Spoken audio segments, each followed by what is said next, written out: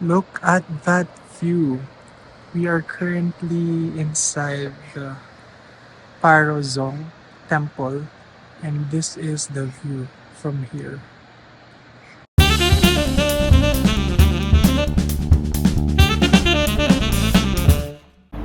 Good morning. This is my last breakfast here at Punakha before we head to Paro. And you can see the food. I have, I think, enough protein source today. I have black tea, some fruits, some toast, and porridge. And look at my view. It's Thursday morning and we're leaving the very beautiful valley of Punakha. I spent a couple of minutes by the balcony just to savor the very last moments of this awesome view of the valley. I even took a time lapse. But now we're heading to Paro, and I can't believe I only have 2 more nights left in Bhutan.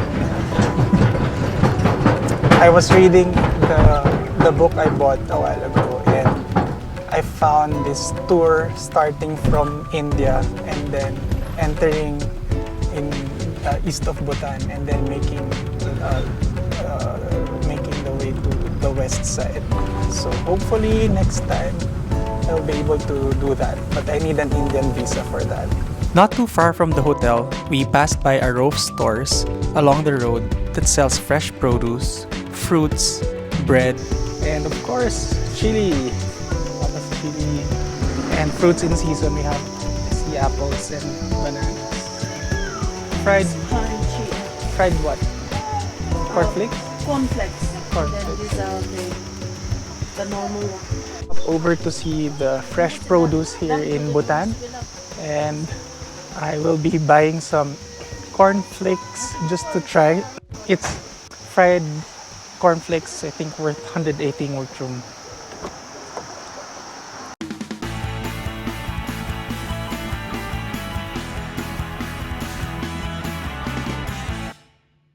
It's 10:29 and we are back at the Dochula Pass.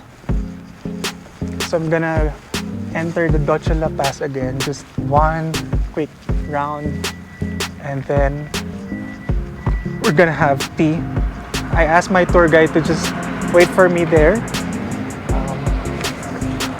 because we've been here and she already explained to me what can be seen and the significance of Dochula Pass. But I just really wanted to have one more round before we head back to Paro. This is where we came down the other day.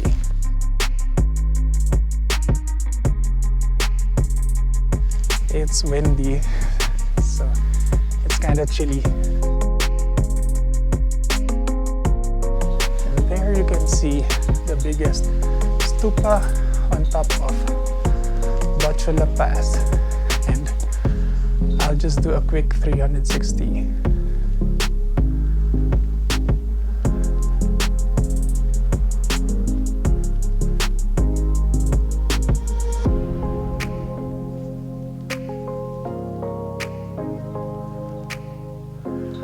Okay, I'm gonna take some photos of myself.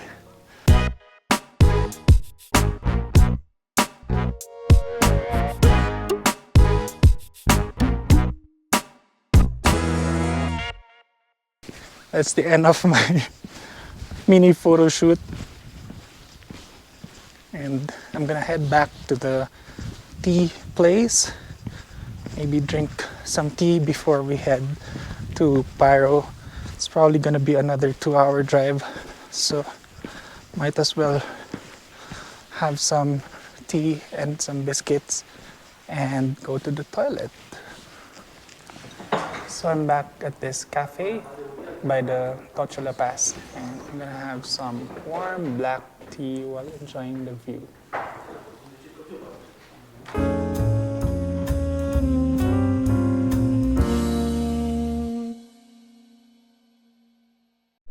On a clear day, you should be able to see the Himalayas back there. Unfortunately, we tried 2 times, but the visibility is not high, but it's still a very nice view, as you can see, of the mountains and the trees and the clouds.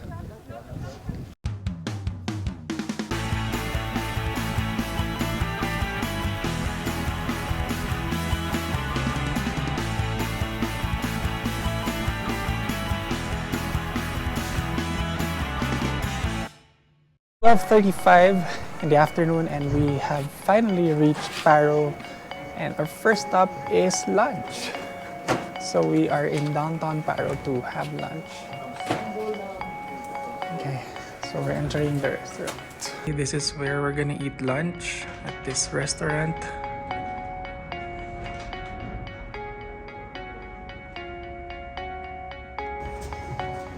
Okay, today is buffet lunch again. Oh, eggplant. Alright, I had a lovely lunch, and again my tour guide and my driver gave me the food that they only serve to guides and drivers. They gave me this chili paste, which is very refreshing. It's just made of chili, tomatoes, onions, and coriander. And they gave me one of my favorite Bhutanese dishes. It's beef curry, and the way they prepare the beef here, it's very tender and also bite-sized, so it's very easy to eat. So I will turn around so you can see this is Paro Center, and you can see the different buildings as well, and the architecture is very similar all throughout the country. And it's really amazing how they were able to preserve their culture, especially with architecture.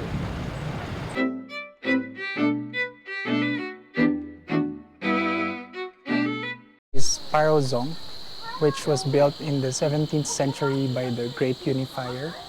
And later we will be exploring the Dzong. And like any other Dzong here in Bhutan, it's composed of an administrative part and a monastery part. We are almost at the entrance of the Dzong, and you can see there's a flight of stairs going down, and there's another flight of stairs going up. And this flag is very interesting, which has a few animals in them. Maybe I'm identifying the horse, the tiger, and maybe some other dragon maybe. So we are now here at the Paro Dzong, and on my back is actually the temple inside Paro Dzong, which is built 17th century. The floor is actually made of wood from the 17th century, and the main image is the image of Buddha with the 16 arahats. Each arahat represents one of his 16 followers. And there's also a throne for the chief abbot. From this temple, you can actually see a nice view of the Paro Valley, and you can see a bridge and the meandering river and a nice view of the houses in the valley. We just came out of the temple and we witnessed a ritual for the protector of religion here in Bhutan. It's a lot of different instruments being played together and some chanting from the Buddhist monks. And after which we witness the way they serve tea, the way they carry the bowl of tea, and the way they actually pour it on the cups. So it was a different experience. The music actually was reverberating throughout my whole body, and it's very I don't know, it gave me goosebumps just hearing the instruments and the chanting.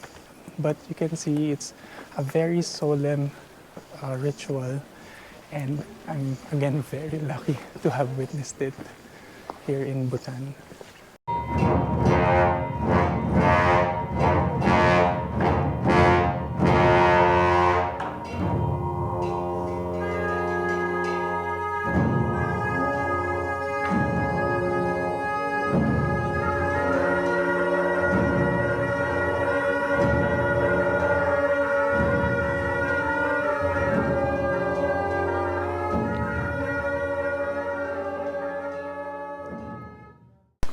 As soon as you enter Paro Dzong, there are a lot of paintings.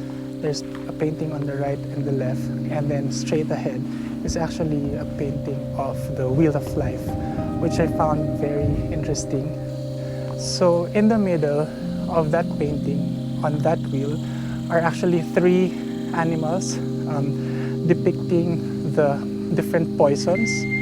One is the snake, which is the anger. Second one is a peacock, which is actually representing desire.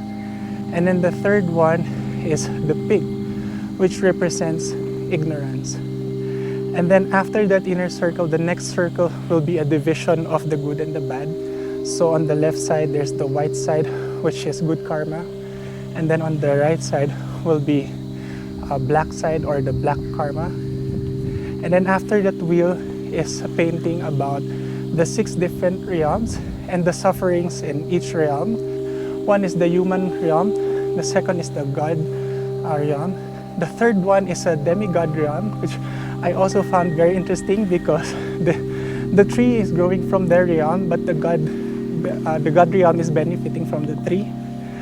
And then there was an animal realm. There's also a hell realm, and the last one would be the ones for the hungry. I think hungry realm. These are the greedy people, and in that particular realm, you can see them with big tummies and with fire on their mouths and with very thin neck.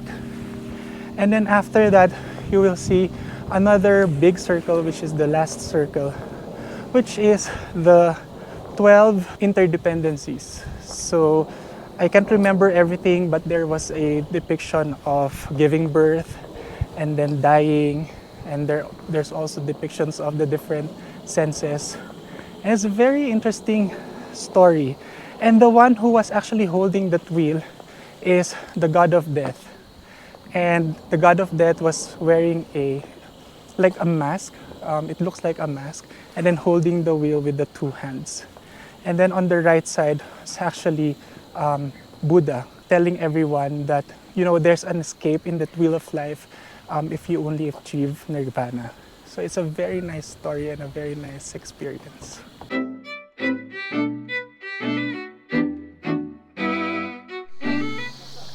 We are on our next stop, which is the oldest temple here in Bhutan.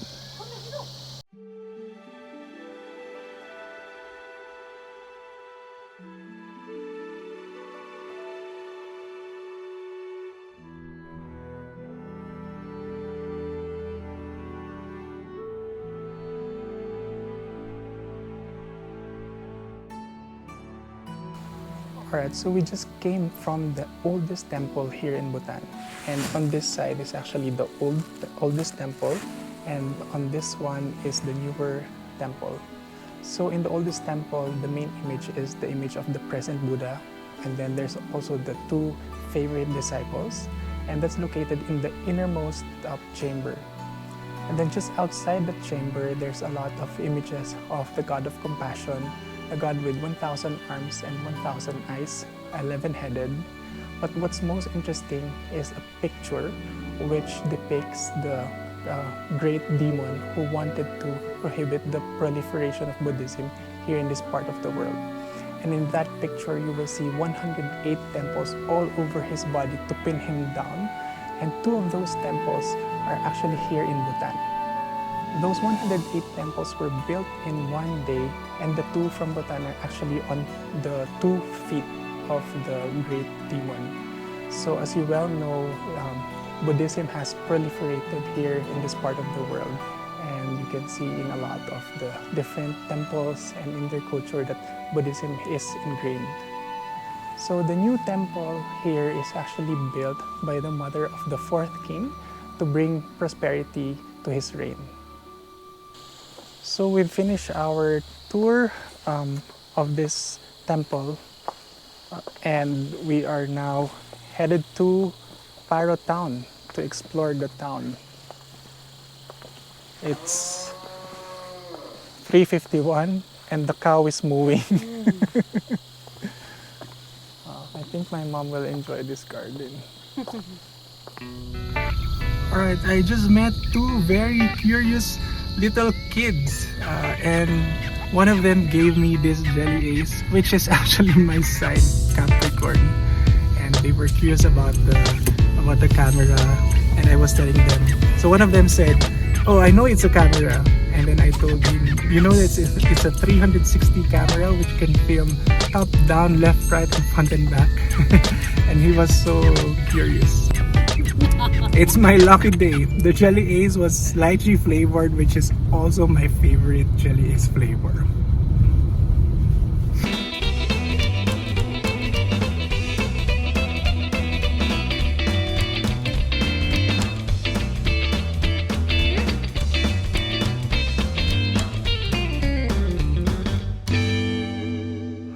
It's 4:07 in the afternoon and we just arrived here at Paro Town.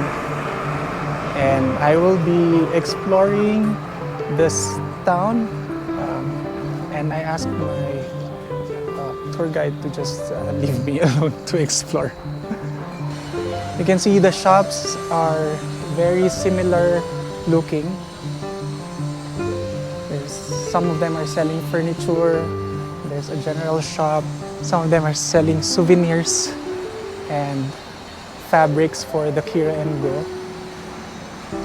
Okay. And this is quite a very interesting one. So you can see hanging on the window chilies being dried for the winter time. Oops, they're really big chilies. And you might have already known that chili is a staple here in Bhutan. In fact, I always see the chili potato cheese, or cheese chili potato, or potato chili cheese. I don't know the sequence, but it's one of their staples. I think in most of the restaurants and even in the hotel, they serve that dish. Up ahead, you can see Paro Dzong, where we went a while ago. And oh, this is a very beautiful square. There are cafes, there are some restaurants, shops selling handicrafts. I wonder what this is. It looks like there's a prayer wheel.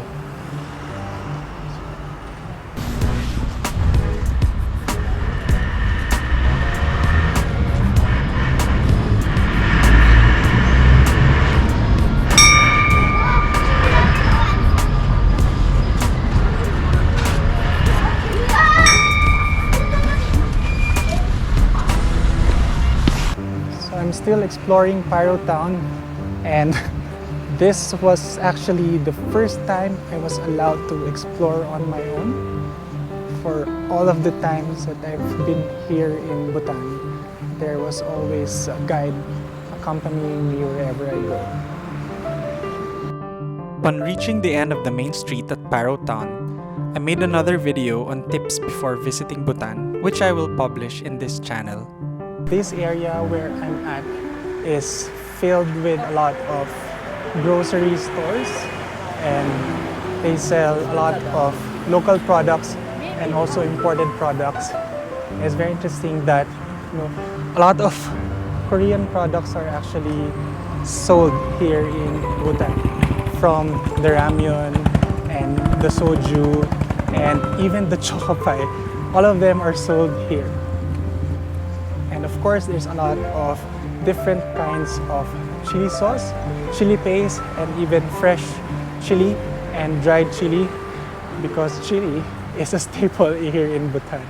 A chocolate ice cream, which I'm gonna take away. I'll just hold it. Oh, alright. Okay, thank you so much. Okay, bye! Bye-bye! You can see her. Bye-bye! She suddenly got shy. Bye-bye. Bye. Oops. Okay, so this is the cafe. Brioche Cafe here at Paro.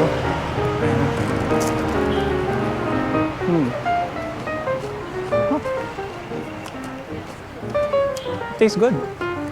The cone is a bit different. It has a burnt caramel flavor, which I love.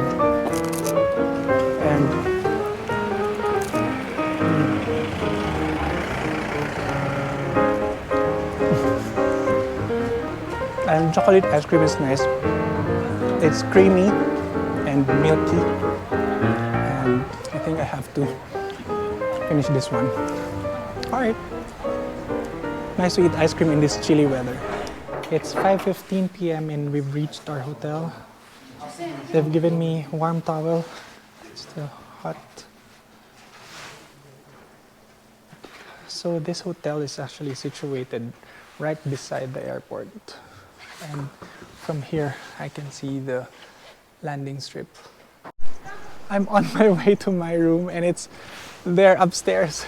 And it's gonna be my practice climb for tomorrow's hike to Tiger's Nest. So I reached my hotel room here at Paro and you can see the airport. That's Paro International Airport with a 2.5 kilometer runway. And I'll give you a tour of my room. So this is room 133 and you can see there are 2 single beds. There's 2 couches and then they have this area here for your luggage and stuff. There is a table and a mini fridge. There's no chair for this table. And yeah, there's a lamp. There's a dresser with there's a safe box in there. And this is the bathroom. Okay. There's a shower area, an enclosed shower area. That's the toilet. And there's a bathtub. And there's a mirror and lavatory. They also provide the usual amenities, shampoo and moisturizer, soap, shower cap, disposal bag, and some towels. Okay, so that's it. It's 5:40 in the afternoon and I'll just try to relax. I'll see if I can go to the gym before having dinner at 7. So I'm going to do a short workout so that I will get tired and sleep soundly tonight before the hike to Tiger's Nest tomorrow. And they have a nice gym. I'll just do some easy upper body workout and after that I will go to the dining hall to eat dinner and then I'll just take a shower and sleep early. It's currently 6:21 in the evening.